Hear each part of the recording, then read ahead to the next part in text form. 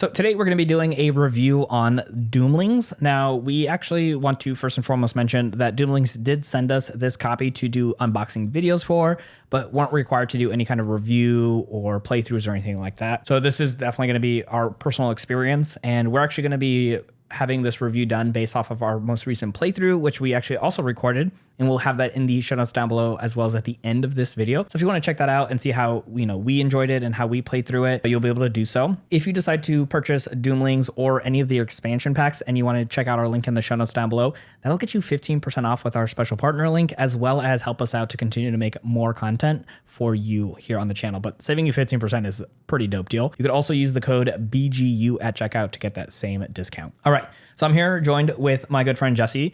We are huge board game nerds, and we got this game to be able to obviously do unboxings for, but we obviously wanted to play it as well. And after playing it, we're like, let's get on here and talk a little bit about it and kind of share our experience. So to give kind of a very quick breakdown for ourselves as far as gamers, we like to play a lot of intense games. We like to play challenging games. We like to play games that like not hurt each other. That sounds really bad, but we like to play games that like kind of push each other beyond like our strategies. So like it can take something away from a player or add something to their hand or do something that makes them be forced to change up how they're thinking about the game. And this game does a lot of that. So it does. Go ahead. Oh, so I would recommend watching the playthrough and you see how my victory was stolen from me. Yes. Which, by the way, I was thinking about it right afterwards too. I was like, you had a lot of cards on the play. But the thing was, you had like individual cards that were getting like 1 or 2 points, where I started having a lot of like higher point cards. So for one thing I did want to mention too as well, because I'm going to forget about it, the setup of the game. Pretty quick and easy. We were able to, I think this was our third time playing, but the first recording we did. So it was really quick and easy to set up. I think just trying to remember the rules after only playing it once or twice was really easy. I made a few mistakes. Jesse clearly corrected me in those videos because we're such sticklers for the rules. Although we do house rules. Yes. But sometimes when we were going through, we had to always make sure that obviously we're playing correctly, because I think I was trying to play a few dominant cards in the game and I had one too many almost on the field, and he caught that right beforehand, which was really good. I appreciate that.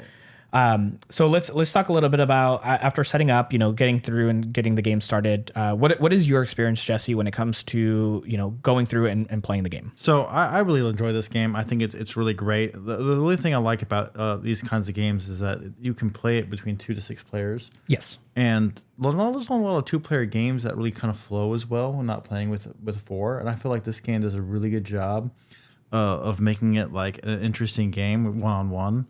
Almost like we're dueling a little bit. Yeah, it's like, so we also like Yu-Gi-Oh! And you do Magic the Gathering as well.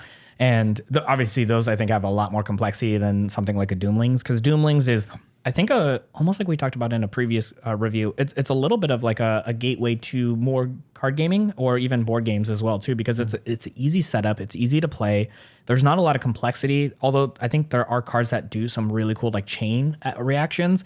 Towards the end of the playthrough version that we were playing, there was like a chain reaction of like 3 things that I was able to do back to back to back that I was like, man, that was so cool. But I've played a lot of games to pay attention to those like notices of like what I can and can't do. But I would say even for like a person who doesn't play a lot of like Magic the Gathering or Yu-Gi-Oh! Or any of those other kind of card games, this is like a more basic version of those things, but still so fun, hilarious. Yes.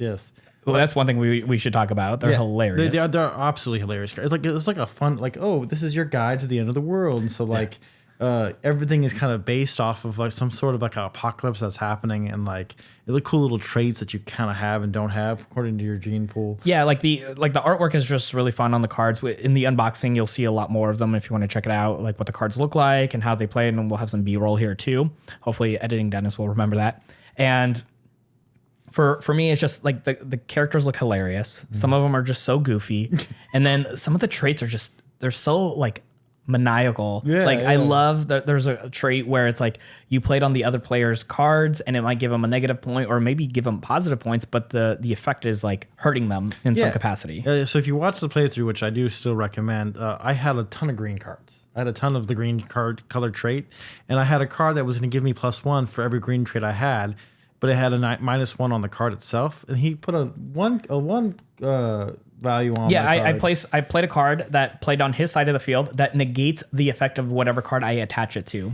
And I was like, man, that was perfect. That was like the most perfect card I could have played down. And that's the kind of like, you had a really good strategy and I came in with one card and just stopped it. But what's crazy is, and we showed in the playthrough as well, there are so many cards we have. Because not only do we have the base game, we have pretty much every single expansion to the game. We don't have them all in here yet because we're kind of adding them as we start learning. Yeah.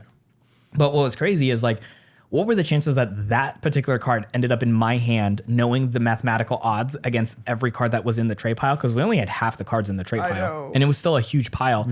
And to have that card, I was like, man, that was the perfect card for that play.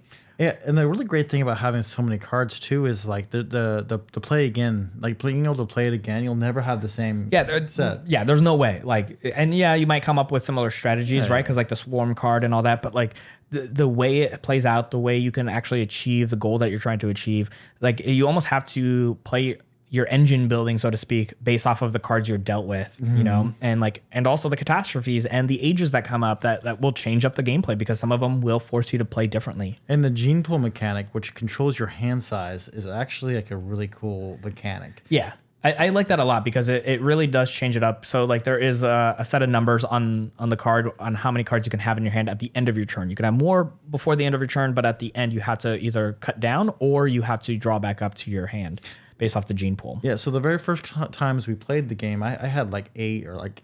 Yeah, you had cards that increased your gene pool quite a bit. And it made the game, like, I could do more stuff, but I was really hampered this game by the small size of my gene pool. Yeah, we got down to holding 3 cards, and that actually benefited me because I had some really good cards that I wanted to play, but it hurt you quite a bit. And the reason it helped me was because I had another card on the field that let me draw an additional card. So I was always up at 4 and you had 3 and 2 of those cards you had in your hand were negative cards. Yeah. So every time you had to play something, you were hurting yourself even if you didn't have any benefit of the other version of that card, right? Yeah, they would be great to have if I had other cards to use. I have it on hold, so you do something, I hit you with the negative, but I had to play it myself. So. Yeah, because a lot of times if a card is negative in the game, it usually means you get something beneficial out of it or you're hurting the other player. So it's just like, it's just so fun how the game ends up playing out because again, this was only our 3rd time playing through. And honestly, I would say this, had I not already been sent this copy of this game, had I been just hearing about it or played it at a friend's house, this would probably be something I'd add to my collection. Oh yeah, definitely. This is a really fun, easy game to bring out, especially for people maybe who are not as big into gaming, or even for people like ourselves who are huge fans. I can only imagine as we add like a 3rd or 4th or 5th player. I'm just thinking that, how we do that. And we have some friends that we play board games with often. So I'm excited to bring this out the next time they all get together with us because I think this is just going to be a fun intro game to join in and then get into like some of the more heavy lifting games because as like the weighted for this game, I would say this is probably a light game to maybe medium light if you get a little overwhelmed with all the cards. But I think after you play it for a while, it feels like a very nice light game that just makes it so easy to take onto the table and then clean up. It was a very simple game to pick up. It was really fun to play. I mean, there are some complexities. That's more like kind of make yourself. yeah, that and you know the more challenging you want to make it yourself by thinking of strategies on how to play the game because certain games we play we end up finding out really good strategies because there's so many there's only a limited amount of cards so there's only so many things we can do and I think of Res Arcana and we're going to pretty much bring this up in any review we ever do because it's one of our favorite games. In that game I love it and there's only so many type of engine buildings that you can have in the game because there's limited cards. Here there are hundreds and hundreds of trait cards and different ages cards that like no 2 sets are ever going to be anything remotely close. And yet this guy wants to sleeve all the cards. To me, sleeving the cards is like it protects them. It makes them nice. Yeah. I like the feel. I think actually Doomlings does have it on their website to purchase sleeves like special ones from them if we wanted to as well. Well, they have and they're like actually I was looking at the rule book. They have like a website you can do. It'll give you like tutorials and all these other cool stuff on it too. So I might actually check that out. Yeah, I mean we have a lot more expansions to add to this, which we'll probably do some playthroughs as well. Yeah. But like I mentioned earlier, I'm gonna have a link in the show notes for the playthroughs if you guys want to go check that out. And in that link down below too, you're gonna see that 15% off. If you want to go buy either the base game or if you already have the game, go buy some of the expansions. They're adding some really cool things to it. I'm excited to add them into our gameplay. We have that player mat you see in the playthrough as well too. All of that 15% off with that link or BGU at checkout as well. And what we're gonna do too is right over our faces or somewhere on the screen here, we're gonna put that playthrough we're going to go ahead and put that playthrough for you to go ahead and check out. So that way you can see the gameplay that we just had and if you're interested in playing as well. Awesome.